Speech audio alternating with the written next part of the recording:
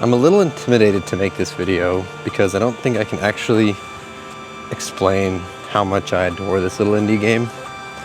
So please excuse me as I fumble around and answer this week's question. Why do I think The Messenger is special? I've got 5 parts to my answer, so let's dive right into it. First part, mechanics. There are 2 mechanics in The Messenger that I really wanted to highlight. They're both simple and easy to grasp, so it's a low barrier to entry, which is good for a noob like me. First is the cloud jump, a simple mechanic where you jump, attack. If your attack lands, you can jump again. So this kind of cool rhythm begins to develop as you're playing, where you jump, attack an enemy or object, and then you can jump again. And you can chain these jumps over and over and over into some really satisfying patterns where all of a sudden you can go through a whole level without touching the floor. The other mechanic is the rope dart, which is essentially a grappling hook. What's really cool about the rope dart is just that it being that the game is 2D, it lets you move horizontally very fast. So it kind of operates, in my opinion, kind of like a dash. But yeah, both of these mechanics together just are really easy to understand, easy to grasp, hard to master, but over the course of the game, you can kind of feel yourself getting more and more comfortable and more proficient. By the end, I felt like I had mastered these 2 skills. Secondly, characters. There are 3 characters I kind of wanted to focus on.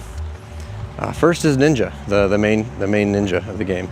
He's a bit of a blank slate, but he's not silent, and when he does talk, he's kind of a sarcastic heckler, kind of poking fun at the different tropes and video game-isms that the game clearly throws at you. It's very self-aware, but it kind of helps bring the tone of the game to kind of a, hey, we're going to lean into some tropes and we're aware of it. Let's poke fun at them a little bit. It kind of acts like a voice of the player. Next is the shopkeeper. Now, I imagine that most people who are fans of The Messenger, probably their favorite character is the shopkeeper, and that makes a lot of sense because honestly, he is hilarious, witty, self-aware, but likable. I think that can kind of, in a post-Marvel era where everything has to be a self-aware, ironic joke, I think that's actually really cool that they can balance that kind of that tension. And finally, I'm cheating here. It's not just one character really, but it's the bosses. While I know maybe gameplay-wise, some people don't really enjoy the bosses too much, each boss I felt like had a very fun quirk about them, or a gimmick, and they leaned into that, and they really, I feel like, not just through the dialogue, but also through the way that they fought themselves, the way they're characterized through their boss patterns. I feel like it was really entertaining, and just it felt like I was always looking forward to the next boss and kind of seeing how I would be challenged in a new way and getting to know this boss through those challenges. Third, the music. The music for The Messenger is so amazing. It's hard to put into words how much I love the music of The Messenger. First off, you get 2 separate albums, and I'll kind of discuss why you get 2 different albums later on, but basically most songs have 2 versions, an 8-bit and a 16-bit version. And I just love listening back to back each song, and kind of seeing how the bones are the same, and yet the kind of all the little different sound bits are different. It's really satisfying to listen to. I also really loved, there's a little detail where anytime you go underwater, the music kind of gets muffled and kind of does a little, it doesn't change, it just gets muffled. And it's a small detail, but I don't know, I really like that. One of the earliest tracks in the game is Autumn Hills, and that was my number 1 song of 2024. I listened to that so many times. Yeah, I highly recommend. If you haven't heard Autumn Hills, give it a listen. Number 4, the twist. So a little bit of a spoiler warning in case you haven't played. Midway through the game goes from 8-bit action platformer to 16-bit Metroidvania. It's a controversial as to whether they executed that perfectly. In my opinion, it's sometimes they nail it, sometimes not so much. But what I really wanted to highlight though was just how ambitious it was for this little game to be able to shoot for the stars there. They really, because of how ambitious this was, I feel like I didn't know what to expect next, and that was super thrilling. Like it had been a long time since I had felt that way about a video game or while playing a video game that I had no idea what was going to happen next. And yeah, I just think that for me was really exciting. Again, execution-wise, I know a lot of people have issues with it. I'm not the most well-versed in Metroidvania, so maybe I can't talk with the expertise on it, but I think they succeeded in the gameplay. But I understand why people have their critiques. But yeah, just the ambitious quality of the twist midway through. And again, it really grants some really awesome soundtracks to be elevated from 8-bit to 16-bit, and that was super cool. I think the Messenger is special because it reintroduced me to the wonder of gaming. I was deep in the trenches of competitive games when I started playing the Messenger.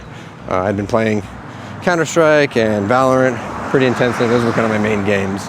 But somehow I picked up this game. I was blown away, and I think this game, through its mechanics and characters, the music, and the twist, I think just reignited my passion for this hobby in general, and opened a door to dozens of other games that I'd try out in the future. If I didn't enjoy the Messenger, I wouldn't have tried Shovel Knight or Cyber Shadow, and other games like that that I think have just kind of opened my eyes to this kind of indie world. Yeah, I owe a lot to the Messenger for kind of opening that door for me and being a really cool first step in that world. Sabotage Studios really created something special here, and if you're even thinking about giving it a try, go for it.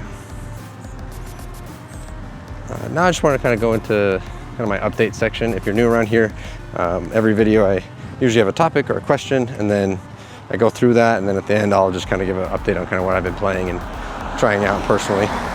So recently I just beat Undertale. Very fortuitous. I had no idea that the 10th anniversary was coming up, but absolutely loved it. 10 out of 10 game.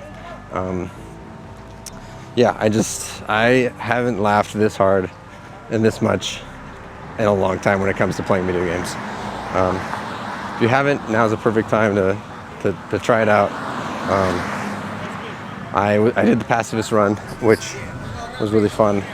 But yeah, I did the pacifist run. I don't think I could stomach any of the other routes. Something really cool that happened recently was I am subscribed to a channel here on YouTube called Humble Mud, and he recently did a free giveaway that I won for the game Tainted Grail: Fall of Avalon. The main pitch is that it's a Skyrim, but more edgy and dark, set in an Arthurian legend kind of lore context. Played about an hour and a half of it and really enjoyed it. I think it's really cool just experiencing this type of game, but with a different flavor to it. I'm not super into the edginess of the game. Maybe when I was younger I would have been. So I've kind of decided to rock a shovel and a funny hat in honor of Shovel Knight. We'll see if I can find some armor to match. But we'll see how that goes. I'm having a lot of fun though with it. One thing, just an update too, was I could not fix my Switch controllers. That was really kind of discouraging. I wish I could have been a better mechanic of game controllers, but I am not. So sadly, I had to toss one of them, and I'll keep the one that looks like a GameCube controller. That way, it just looks cool to look at. And I was able to also kind of save up a little bit and get myself a used PDP Switch controller. So hopefully this one doesn't experience any stick drift as well. But anyways, that's all that I have. I hope you guys are having a good week, and I'll see you guys in the next one. Bye.